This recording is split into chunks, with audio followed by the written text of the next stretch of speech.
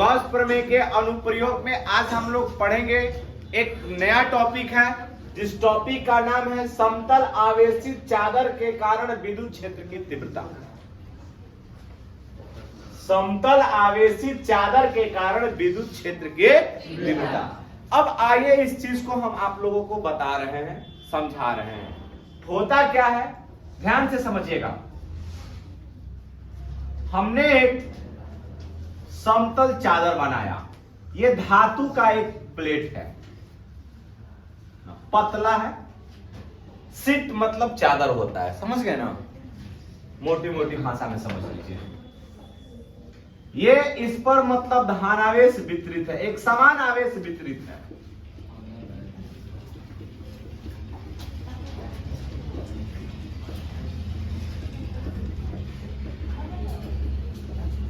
एक ही सीट है।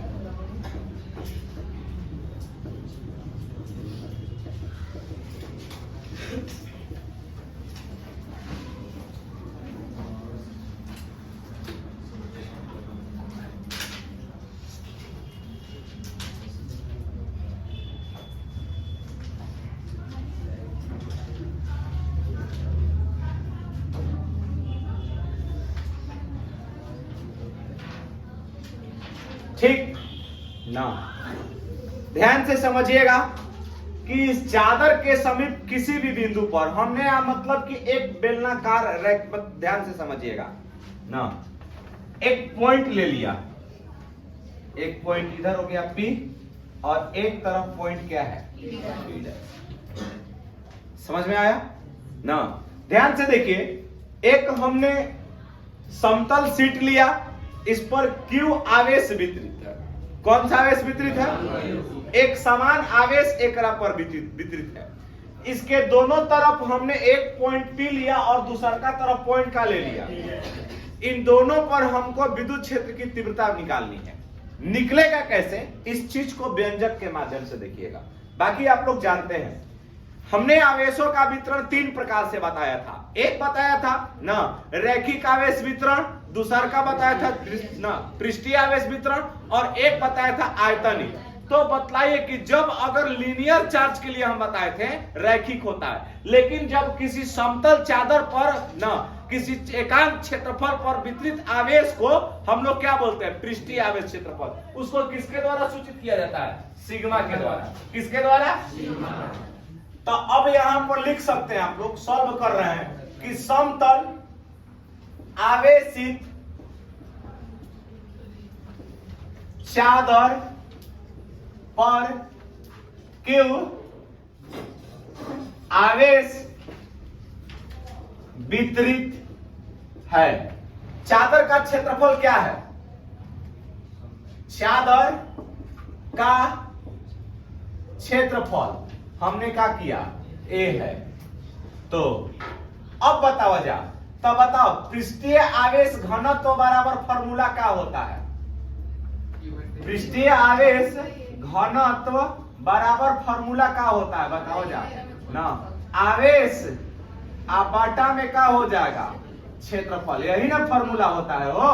तब पृष्ठीय आवेश घनत्व का फॉर्मूला मतलब कि किसके द्वारा सूचित किया था? सिग्मा के द्वारा। तो सिग्मा बराबर क्या हो जाएगा? Q बाई कितना? A। Q by A। तो बताओ यहाँ पर अगर Q बराबर हम लोग ले करके चलते हैं तो सिग्मा इंटू कितना हो जाएगा? इसको हमने समीकरण नंबर कितना कह दिया? इसमें कहीं तक दिक्कत है ना? देखिएगा इसको, अगर इसमें से जहां तक किसी को दिक्कत होगा तो आप एक बार पूछ सकते हो।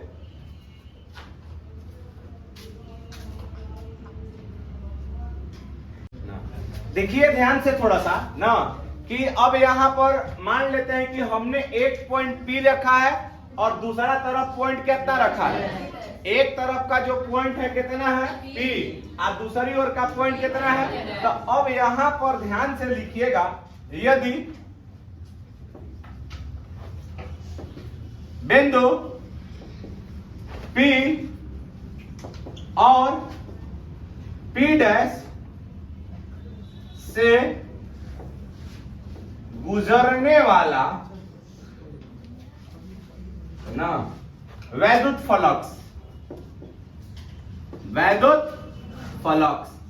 तब बताओ यहाँ पर मान क्या हो जाएगा, वैद्युत फ्लक्स। यदि हम P पॉइंट पर देखिएगा ना, P पॉइंट पर देखिएगा तो हम लोग यहाँ पर अगर निकालते हैं तो अब बताओ जाओ वहां पर हमारा फाई का मान कितना हो जाएगा, बताइए,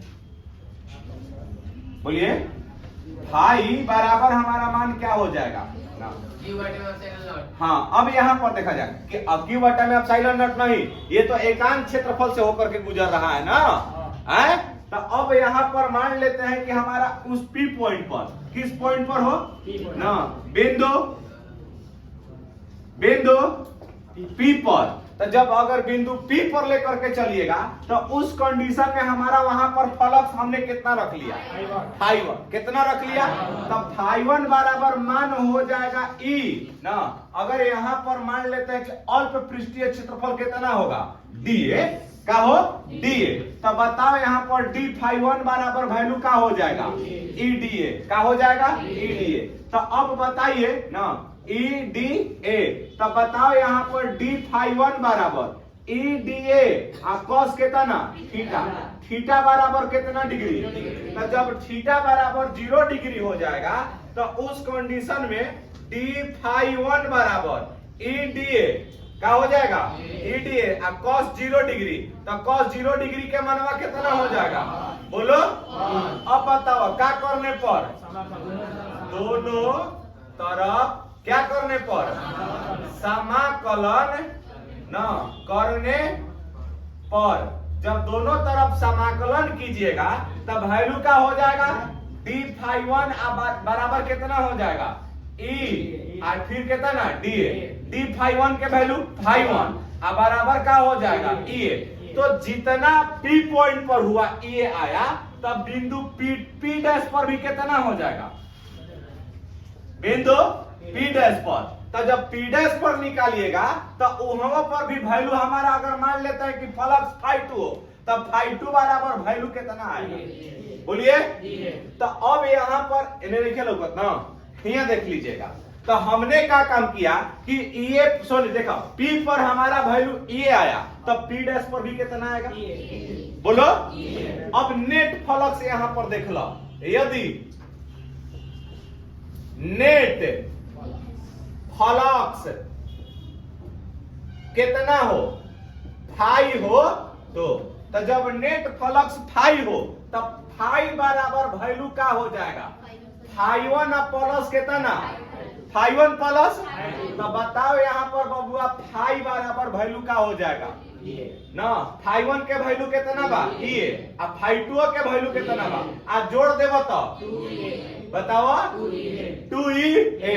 समीकरण नंबर हमने कितना कह लिया, कितना कह लिया। अब बताओ ये पृष्ठ कौन सा है, हमने गॉस प्रमेय का अनुप्रयोग पढ़ रखा है ना भाई। तो क्या लिखिएगा, गॉस प्रमेय से।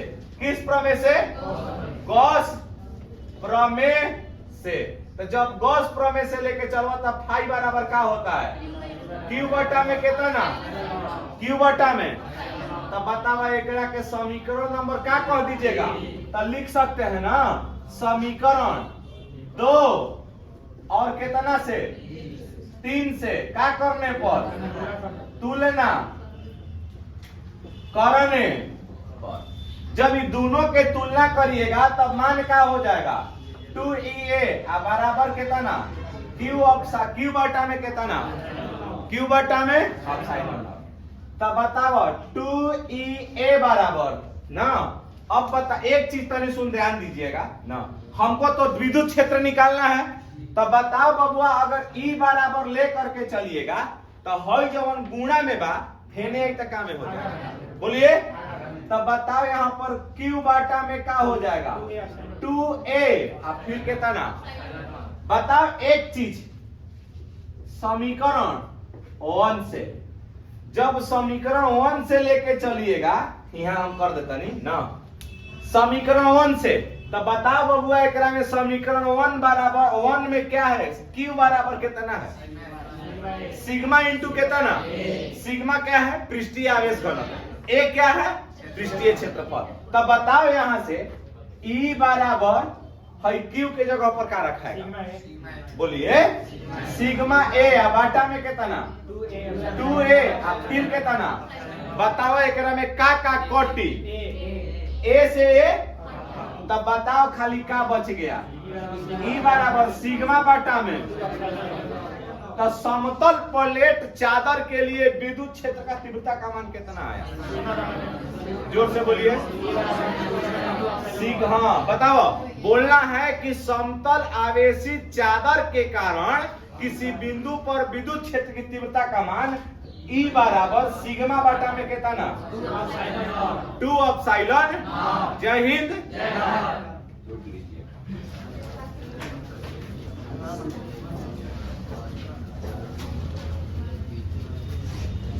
हो गया। देखिए यदि हम लोग जानते हैं कि फाई बराबर E डॉट एस होता है, E बराबर x1 i cap plus y1 j cap plus z1 k cap है। एस बराबर हमने रख लिया x2 i cap plus y2 j cap plus z2 k cap. अब इस कंडीशन में हमारा फाई बराबर वैल्यू का होगा? E के जगह पर क्या रख लीजिएगा? x1 i cap plus y1 j cap आप प्लस z1 कितना k कैप डॉट ना x2 i cap plus y2 j cap आप प्लस z2 कितना।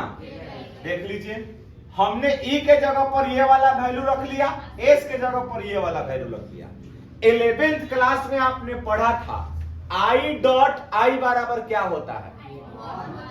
I डॉट I बराबर अच्छा J डॉट J बराबर अच्छा K डॉट K बराबर अच्छा, लेकिन जैसा ही डिफरेंट आ जाएगा तो पक्का ना। अच्छा J अच्छा J डॉट K बराबर 0 और K डॉट I बराबर बोलो इस कंडीशन में मतलब समान रहेगा तो क्या आ जाएगा?